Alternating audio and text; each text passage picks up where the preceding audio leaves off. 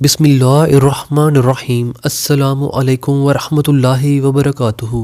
محی info channel کی طرف سے آج میں اپنے دوستوں کو رسول اللہ صلی اللہ علیہ وآلہ وسلم کی ایک بہت ہی پیاری حدیث بتانے جا رہا ہوں۔ آپ دوستوں نے اس پر ضرور عمل کرنا ہے۔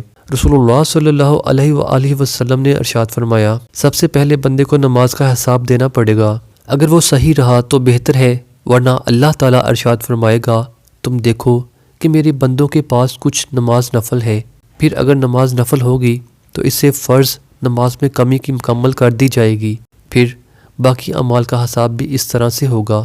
سنن نسائی کی یہ حدیث ہے۔ اب دوستوں سے گزارش ہے کہ آپ نے اس حدیث کو آگے ضرور شیئر کرنا ہے۔ اچھی بات پھیلانا صدقہ جاریہ ہے۔